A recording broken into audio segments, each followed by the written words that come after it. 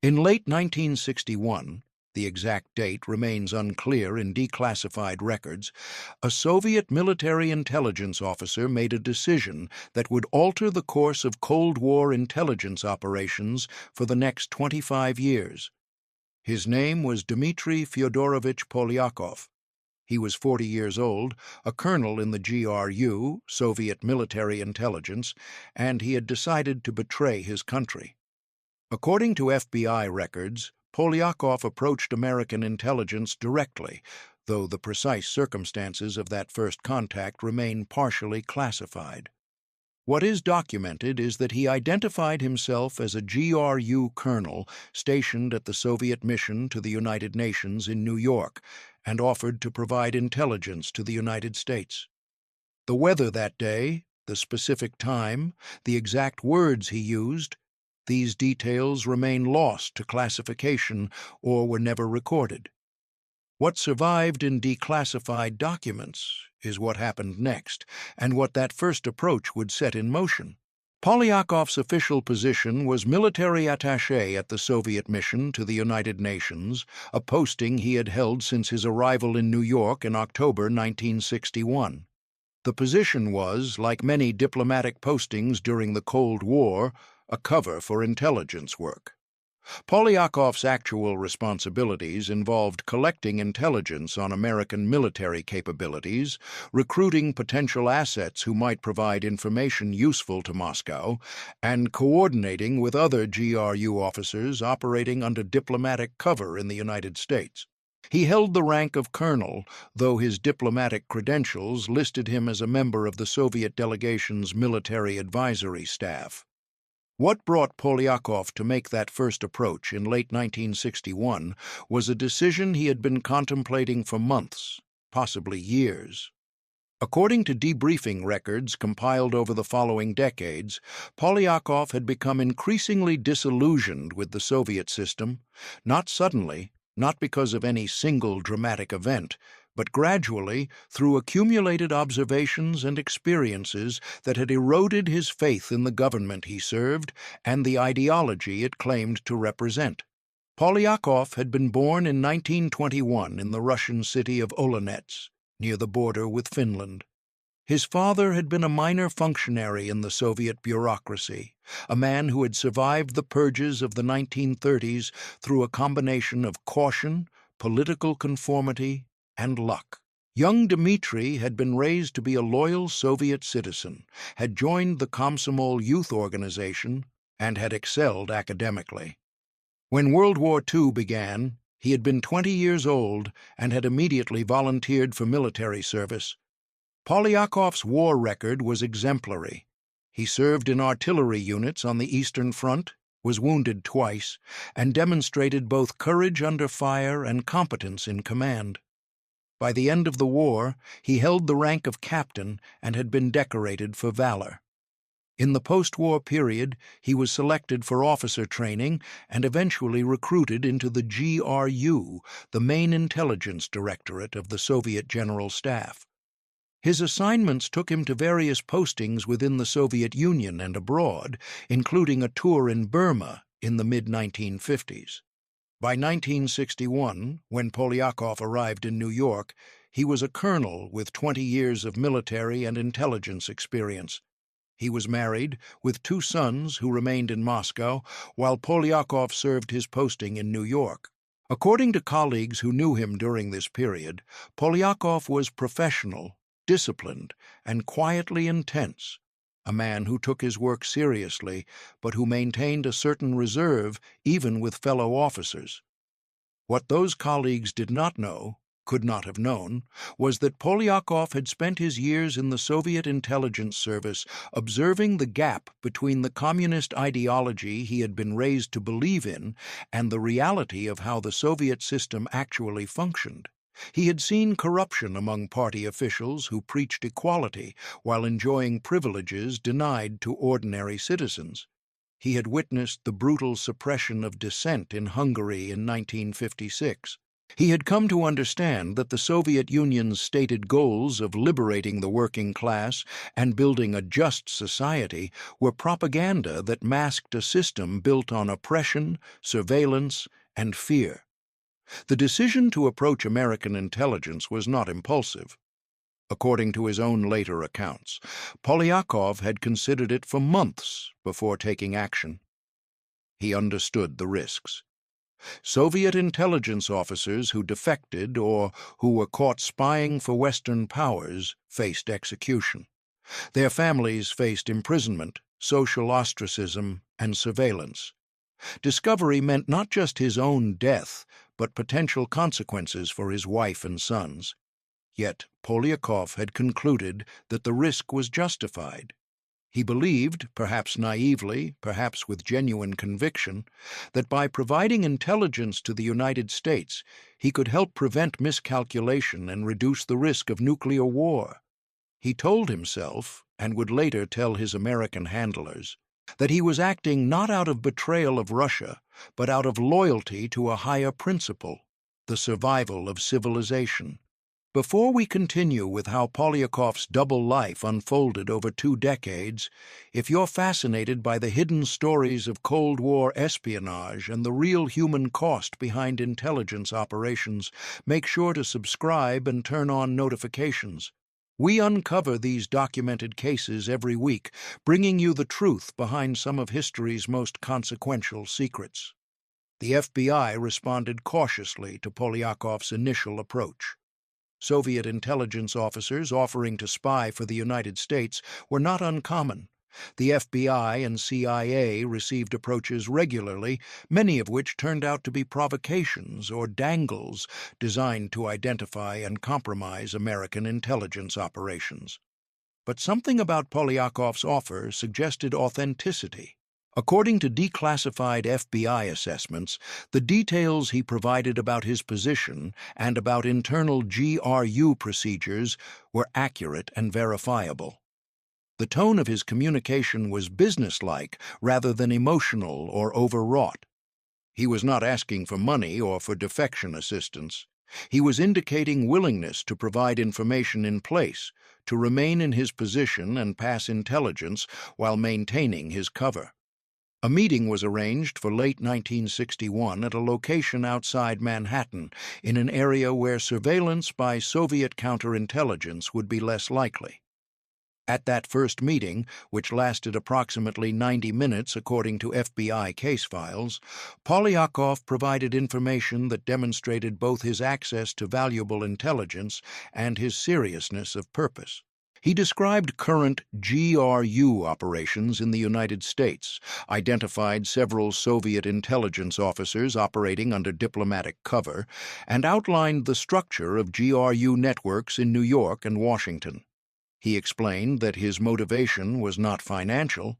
He refused any payment, but rather a conviction that the Soviet system was morally bankrupt and that its aggressive foreign policy and military posture increased the risk of global catastrophe.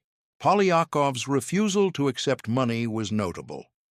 According to FBI records, most intelligence assets were motivated at least partly by financial compensation. But Polyakov insisted repeatedly that he was acting from conviction, not for profit. This ideological motivation made him both more valuable and potentially more difficult to assess. Ideologically motivated agents were sometimes more reliable because their commitment ran deeper than financial interest, but they were also more unpredictable if their convictions shifted or if they felt their contributions were not being properly valued. The FBI designated Polyakov with the cryptonym Top Hat. The operation to handle him and collect the intelligence he provided would continue, with only brief interruptions, for the next 25 years. The initial phase of the Top Hat operation, from 1961 through 1966, coincided with Polyakov's posting at the Soviet mission to the United Nations in New York. During these years, Polyakov met regularly with FBI handlers, typically once or twice per month, though the frequency varied depending on his schedule and on operational security considerations. The meetings took place at various locations chosen for their relative security: parking lots in New Jersey, restaurants in outer boroughs of New York, occasionally safe houses maintained by the FBI for exactly this purpose. The intelligence Polyakov provided during this initial period was extensive and valuable. He identified dozens of Soviet intelligence officers operating under diplomatic cover in the United States and in other countries. He provided information on GRU recruitment operations targeting American military personnel and defense contractors. He described Soviet intelligence priorities and collection requirements. He gave detailed accounts of how the GRU was structured, how it communicated with its officers abroad, and how it processed the intelligence it collected. Some of the information Polyakov provided was immediately actionable. In 1963, according to FBI records, he identified a U.S. Army sergeant stationed in West Germany who had been recruited by the GRU and who was providing classified information on American military deployments in Europe. The FBI, using Polyakov's information, worked with military counterintelligence to arrest the sergeant and turn him into a double agent who fed disinformation back to his Soviet handlers. In 1964, Polyakov warned about a GRU operation to penetrate a defense contractor working on missile guidance systems. The FBI used this information to conduct a counterintelligence operation that neutralized the threat. But according to later CIA assessments, the most valuable aspect of Polyakov's intelligence was strategic rather than operational. He provided insight into Soviet military thinking, into how Soviet generals assessed American capabilities, into what the Soviet leadership feared and what they believed. This understanding was crucial during a period when both superpowers possessed nuclear arsenals capable of destroying civilization and when miscalculation could trigger catastrophe. By understanding Soviet strategic assessment, American policymakers could better calibrate their own military posture and diplomatic approach to reduce the risk of unintended escalation. Polyakov's personal life during these years was marked by the tension inherent in his double existence. He continued to function as a Soviet intelligence officer, attending meetings at the Soviet mission, socializing with other Soviet diplomats, maintaining the appearance of loyalty. He wrote reports that were sent back to Moscow, participated in GRU operations against American targets, and performed all the duties expected of him. His wife and 2 sons remained in Moscow during his New York posting. This separation was standard practice for Soviet officials posted abroad. The Soviet government often kept family members in the USSR as insurance against defection. Polyakov saw his family only during brief visits to Moscow, usually once or twice per year. According to what he told his FBI handlers, he did not inform his wife about his espionage. He believed that telling her would place her in danger and would force her to carry the same burden of deception that he carried. In 1966, Polyakov's posting in New York ended. He was recalled to Moscow, promoted to the rank of general, and assigned to a position at GRU headquarters. For American intelligence, this development was both opportunity and risk. On one hand, Polyakov would now have access to even more sensitive information, sitting as he would be at the center of Soviet military intelligence operations. On the other hand, communication would be vastly more difficult and dangerous.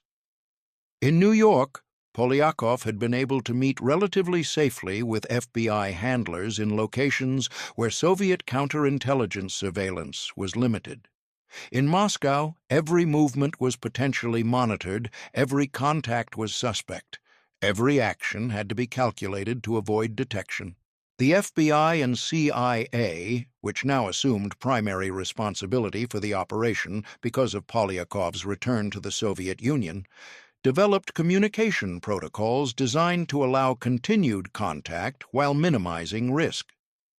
These protocols included dead drops at specific locations in Moscow, where Polyakov could leave packages containing photographed documents or written reports, and where CIA officers could retrieve them. The drops had to be located in areas where both parties could plausibly have legitimate reasons to be, where surveillance could be evaded, and where the physical transfer of material could occur without detection. One dead drop location, according to accounts from former intelligence officers, was believed to be in Gorky Park, where standard tradecraft would involve concealing material beneath a bench or similar landmark. In winter, when the park was quieter and darker, Polyakov would wrap photographed documents in plastic, seal them in a small waterproof container, and secure it to a location where his CIA contact could later retrieve it. Standard dead drop protocol would have involved a signal, perhaps a chalk mark on a specific lamppost or another agreed-upon indicator that would alert the CIA contact that the drop had been loaded and was ready for collection. Another communication method involved brush passes, brief encounters in public places where material could be exchanged without obvious contact. A brush pass required split-second timing and precise choreography. Polyakov and his CIA contact would approach from opposite directions on a crowded sidewalk or in a busy metro station. As they passed, one would transfer a small package to the other, perhaps palming it from hand to hand, or dropping it into a shopping bag, or sliding it into a coat pocket. The entire exchange would take less than a second and would appear to any observer as an accidental bump in a crowded space. The risks of operating in Moscow were extraordinary. The KGB's Second Chief Directorate, responsible for internal security and counterintelligence within the Soviet Union, maintained extensive surveillance of foreign diplomats and suspected intelligence officers. KGB surveillance in Moscow operated on multiple levels of intensity. A Western diplomat might have 20 surveillance officers assigned, rotating vehicles, multiple observation posts. A Soviet general walking his own streets would have less obvious coverage, but it would still be there. A colleague who lived in the same building and reported on comings and goings, a neighbor who worked for the Second Chief Directorate, a secretary who noted which files were accessed and when. Streets were watched, apartments were bugged. Citizens were encouraged to report suspicious behavior. Operating an intelligence asset in Moscow required extreme caution and meticulous planning. Every communication had to be planned weeks in advance. Every location had to be scouted. Every contingency had to be anticipated. Between 1966 and 1980, Polyakov continued to provide intelligence to the CIA, though at a reduced frequency compared to his New York years. Communication was intermittent and dependent on opportunities that would not compromise operational security. Sometimes months would pass between contacts. Polyakov could not risk regular meetings or predictable patterns that might be detected by KGB surveillance. The intelligence he provided during these Moscow years was of extraordinary value. According to declassified CIA documents, he had access to some of the Soviet Union's most closely guarded military secrets. He provided information on Soviet missile programs, including details about the development of new intercontinental ballistic missiles that were being designed to overcome American defensive systems. He provided assessments of Soviet conventional military forces and of Soviet military doctrine regarding the use of nuclear weapons in a European conflict. He identified Soviet intelligence operations in multiple countries, allowing Western counterintelligence services to neutralize or monitor those operations. In 1974, according to CIA records, Polyakov provided warning of a significant change in Soviet military posture regarding China. Soviet-Chinese relations had deteriorated dramatically in the late 1960s and early 1970s, and by 1974, Soviet military planners were seriously considering the possibility of armed conflict with China.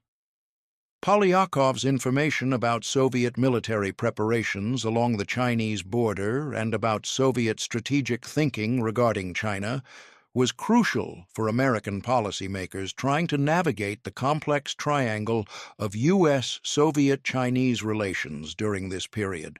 Throughout these years, Polyakov advanced professionally, while his sons completed their education and began careers. His own position continued to rise within the GRU hierarchy. By the mid-1970s, according to GRU records that later became available to Western researchers, he held the rank of Major General and served in senior positions within the GRU hierarchy. He had access to strategic planning documents, to assessments of Soviet military capabilities, to intelligence reports from GRU officers around the world. His position gave him a comprehensive view of Soviet military intelligence operations and of Soviet strategic thinking. In 1979, Polyakov received a new assignment that provided him with even greater access to sensitive information, but would also ultimately contribute to his exposure. He was appointed to a position that involved oversight of GRU operations in multiple regions, including operations targeting NATO countries. This position gave him access to comprehensive information about Soviet intelligence networks in Western Europe and about GRU assessment of Western military capabilities. The intelligence Polyakov provided in 1979 and 1980 was among the most valuable of his entire espionage career. According to CIA damage assessments compiled after his arrest, he identified Soviet intelligence officers and their assets in West Germany, France, and the United Kingdom. In one notable case documented in declassified CIA files, Polyakov provided advance warning of a GRU operation targeting NATO military communications, allowing Western counterintelligence to monitor and neutralize the operation without exposing his role as the source. He provided technical specifications for Soviet weapons systems that were being developed in secret. He gave detailed accounts of Soviet military exercises and of what those exercises revealed about Soviet operational planning for potential conflict in Europe. But by 1980, multiple factors were converging that would eventually compromise Polyakov's security and expose his espionage to Soviet counterintelligence. The first factor was the increasing sophistication of Soviet counterintelligence methodology. The KGB's Second Chief Directorate had developed increasingly effective methods for detecting espionage. These methods included technical surveillance, monitoring of communications, detection of radio transmissions, analysis of patterns in document access, and human intelligence, including informants and surveillance teams that watched suspected individuals for any anomalies in behavior or routine. The second factor was betrayal from within American intelligence services. In the late 1970s and early 1980s, several American intelligence officers and military personnel had been recruited by Soviet intelligence and were providing information that helped Soviet counterintelligence identify American intelligence operations and assets. The most damaging of these traitors was CIA officer Aldrich Ames, whose contact with Soviet intelligence began in 1985 and who provided comprehensive information about CIA human sources inside the Soviet Union. According to Ames's later confession after his 1994 arrest, he identified multiple Soviet citizens who were spying for the United States, including Polyakov. Ames received approximately $2.7 million from the Soviets for his betrayal. Money that funded a lifestyle far beyond what his CIA salary could support, and that should have triggered counterintelligence scrutiny long before it did. Another American traitor was FBI agent Robert Hansen, whose espionage career spanned from 1979 until his arrest in 2001. Hansen had access to information about FBI and CIA intelligence operations and assets, and according to FBI damage assessments, his betrayal may have contributed to Soviet knowledge about American intelligence activities, though the exact role Hansen played in Polyakov's exposure remains unclear because of overlapping timelines and information that remains classified. The precise source of Polyakov's compromise remains a subject of debate among intelligence historians. Declassified CIA documents indicate that Aldrich Ames specifically identified Polyakov to his KGB handlers in 1985. However, some evidence suggests that Soviet counterintelligence may have already had suspicions about Polyakov before Ames's betrayal, possibly through analysis of CIA communication patterns or through information provided by other sources whose identities remain unknown or whose cases remain classified. What is documented is that by late 1985, the KGB had identified Polyakov as the source of significant intelligence leaks and had begun to build a case against him. The decision about when and how to arrest him was complicated by several factors. First, the KGB needed sufficient evidence that would stand up even in Soviet legal proceedings, which, though not public, and controlled by the security apparatus, still required documentation of specific acts of espionage. Second, the KGB had to consider whether arresting Polyakov would reveal Soviet knowledge of American intelligence operations in ways that might compromise other Soviet counterintelligence successes. Third, there were internal political considerations within the Soviet security services about how to handle such a high-ranking GRU officer who had betrayed his country. Polyakov's arrest occurred on July 7, 1986. According to accounts from former KGB officers who later emigrated to the West and who were familiar with the case, Polyakov was apprehended at his Moscow apartment by officers from the KGB's Second Chief Directorate. The arrest was conducted quietly, without the public spectacle that sometimes accompanied high-profile espionage cases during the Soviet era. Polyakov was taken to Lefortovo prison, the KGB facility in Moscow, where political prisoners and those accused of espionage were interrogated. The interrogation of Dmitri Polyakov lasted several months, from July 1986 through late 1986 or early 1987. According to fragmentary information that emerged after the end of the Cold War from former Soviet intelligence officers, Polyakov initially denied the accusations. When faced with documentary evidence that the KGB had compiled, records of document access that correlated with intelligence leaks, surveillance photographs, and information provided by Aldrich Ames, he eventually acknowledged his espionage. What Polyakov said during his interrogation about his motivations is known only through second-hand accounts, since the actual interrogation records remain classified in Russian archives. According to some accounts from former KGB officers, he maintained that he had acted from conviction rather than from personal gain, and that he believed he had been working to prevent nuclear war by helping American leaders better understand Soviet capabilities and intentions.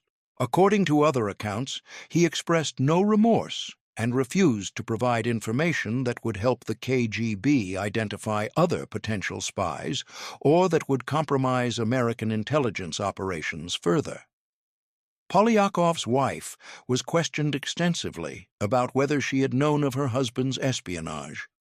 According to accounts from KGB officers involved in the case who later spoke to Western researchers, she insisted that she had no knowledge of what her husband had been doing and that his espionage came as a complete shock. The KGB apparently concluded that she was telling the truth, that Polyakov had successfully concealed his espionage from his own wife for more than 20 years. She was not charged with any crime, though she was subjected to surveillance and to social stigma as the wife of a convicted traitor. Polyakov's two sons also faced interrogation about their father's activities. Both sons insisted they had no knowledge of the espionage. Both were apparently believed, though both faced significant consequences in terms of their careers and social standing. According to fragmentary accounts, one son who had been serving in the military was forced to resign his position. The other son, who had been working in a technical field, lost his position and faced difficulties finding new employment. The trial of Dmitri Polyakov was conducted in secret by the Soviet Military Collegium of the Supreme Court in 1987 or early 1988. Soviet law at the time provided for closed trials in cases involving state secrets or espionage. According to the limited information that emerged later from former Soviet officials, the trial lasted only a few days. Polyakov was represented by a defense attorney, though Soviet legal proceedings in espionage cases were largely predetermined, with the verdict effectively decided by the security services that brought the charges. Polyakov was found guilty of treason under Article 64 of the Soviet Criminal Code. The sentence was death. In 1988, Dmitri Polyakov was executed by firing squad.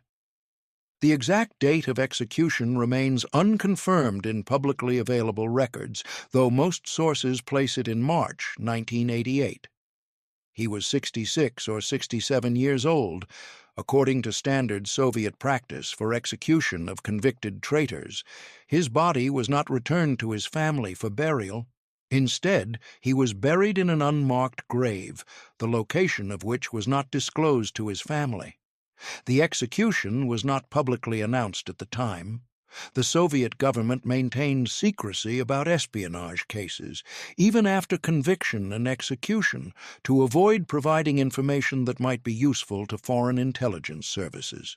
The first public acknowledgement that Polyakov had been arrested, tried, and executed came in the early 1990s after the dissolution of the Soviet Union, when Russian officials began to release some information about Cold War espionage cases. For the CIA, confirmation of Polyakov's arrest and execution came gradually through multiple sources between 1986 and 1990. The loss of Top Hat was devastating. For more than 20 years, Polyakov had been one of the most valuable intelligence assets the United States had ever recruited. According to CIA assessments declassified in later years, the information he had provided had shaped American understanding of Soviet military capabilities, had prevented Soviet intelligence successes by exposing their operations, and had contributed significantly to Western success in the Cold War. The betrayal that led to Polyakov's exposure became the focus of intensive investigation within American intelligence. The CIA and FBI conducted damage assessments to determine how Polyakov had been compromised and whether other assets might be at risk. These investigations eventually led to the identification of Aldrich Ames, though not until 1994, 8 years after Polyakov's arrest and 6 years after his execution. Ames's betrayal of multiple Soviet sources working for the CIA resulted in Ames's arrest and conviction in 1994. He was sentenced to life in prison without possibility of parole, where he remains incarcerated. The investigation also focused on Robert Hanssen, though Hanssen would not be arrested until 2001. Hanssen, an FBI counterintelligence officer, had provided information to Soviet and Russian intelligence services for more than 20 years. He had access to information about American intelligence operations and assets.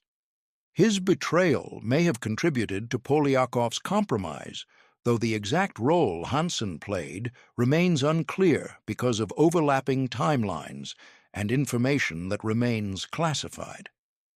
Hanssen was sentenced to life in prison without possibility of parole.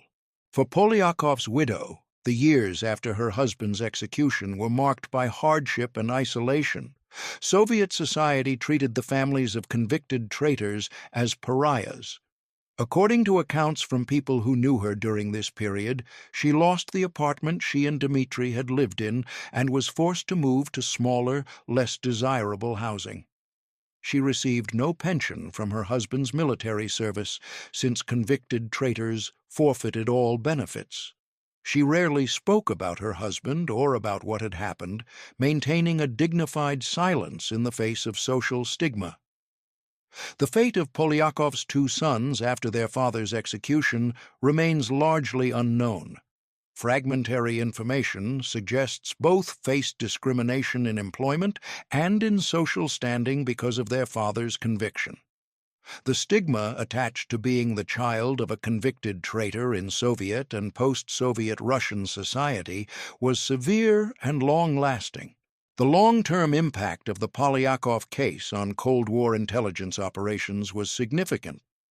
The exposure of Top Hat and of other Soviet sources working for the CIA in the mid-1980s, due largely to the betrayals by Aldrich Ames and Robert Hanssen, led to a crisis within American intelligence.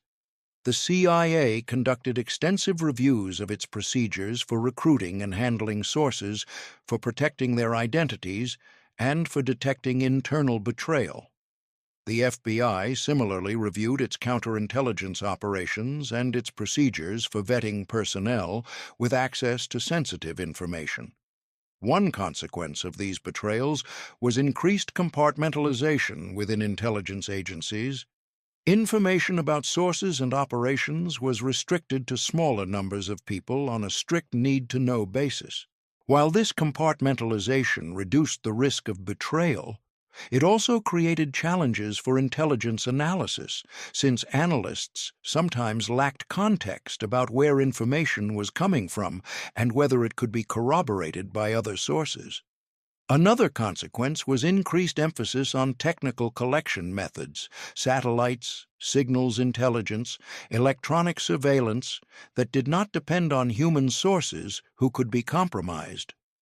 While human intelligence remained important for understanding intentions and decision-making processes that technical collection could not reveal, the betrayals of the 1980s reinforced the value of technical collection as a more secure, though less nuanced, source of information.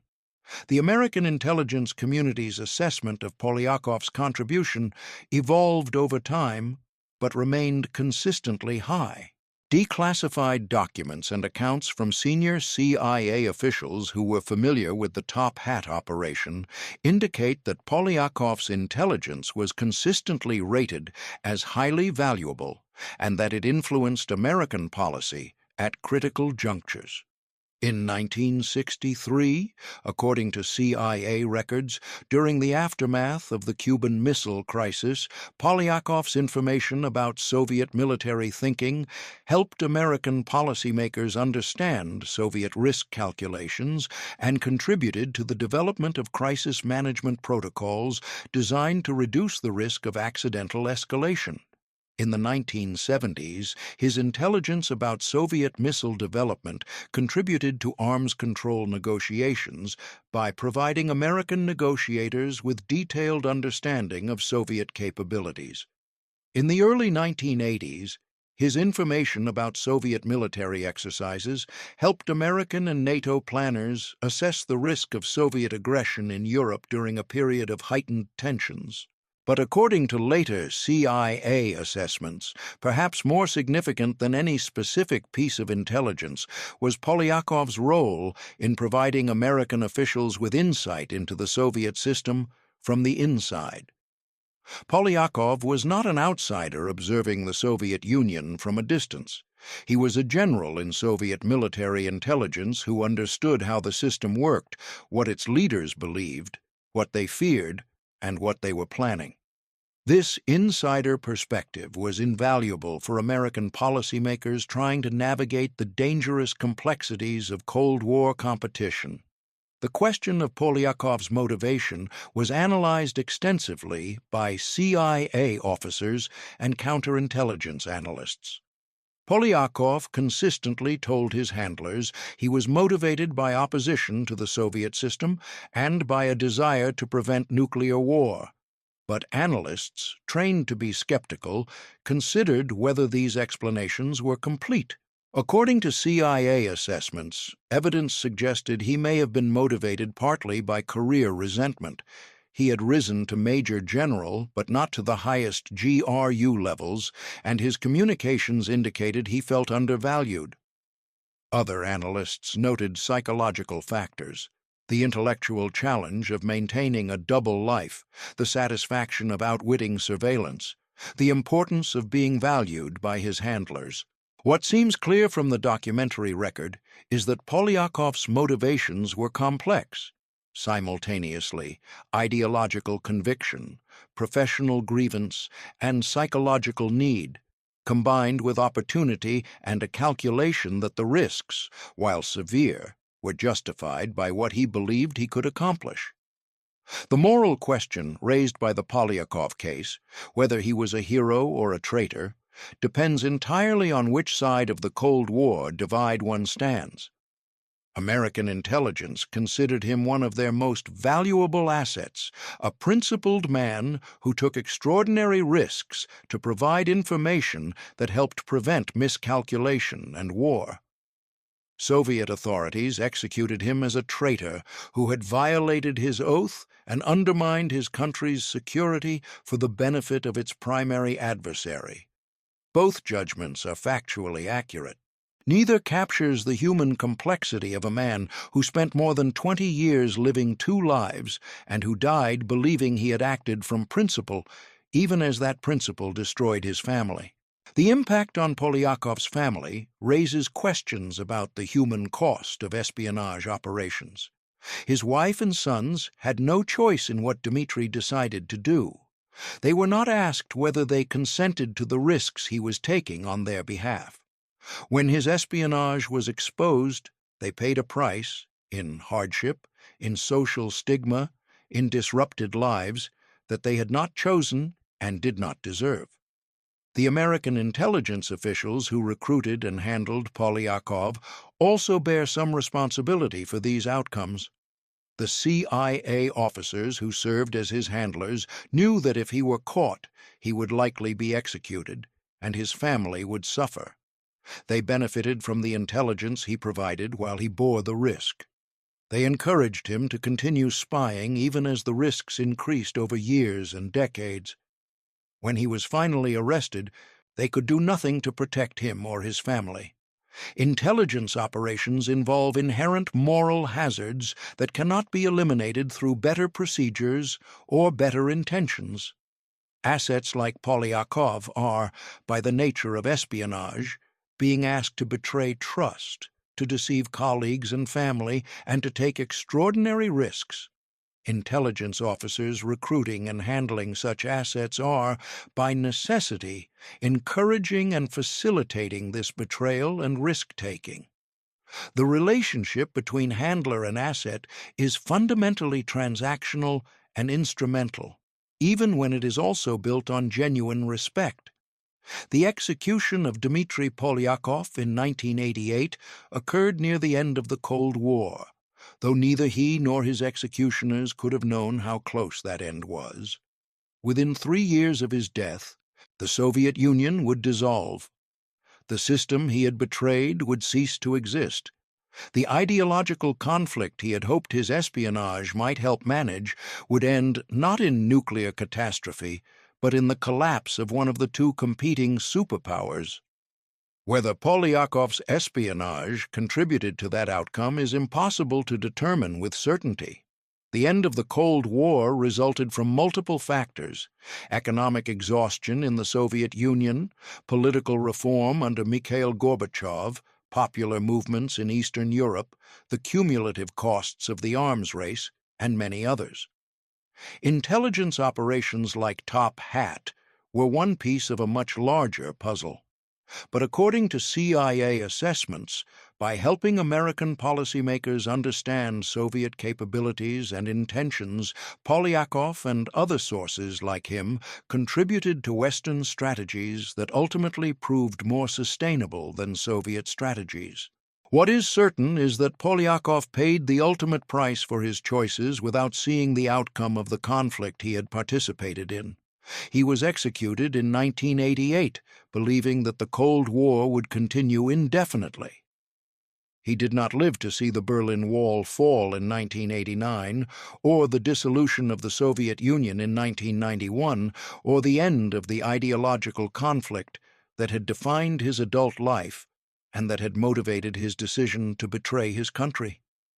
In 2019, more than 30 years after his execution, the CIA honored Dmitri Polyakov in internal agency materials and commemorative displays, identifying him by his cryptonym Top Hat and stating he had been one of the most valuable intelligence assets in American history.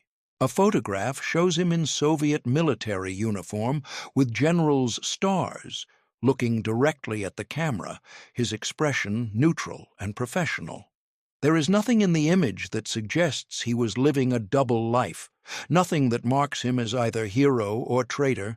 He looks like what he was supposed to look like. That was the point. Espionage depends on surfaces that conceal depths.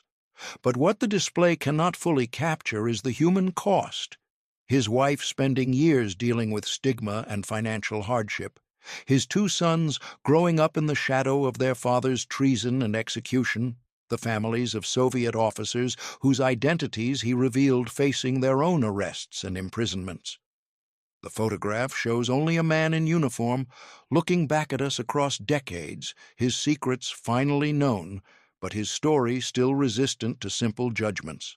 Dmitri Polyakov was 40 years old when he first approached American intelligence in 1961, believing he could help prevent nuclear war by providing information that would reduce miscalculation and misunderstanding between the superpowers.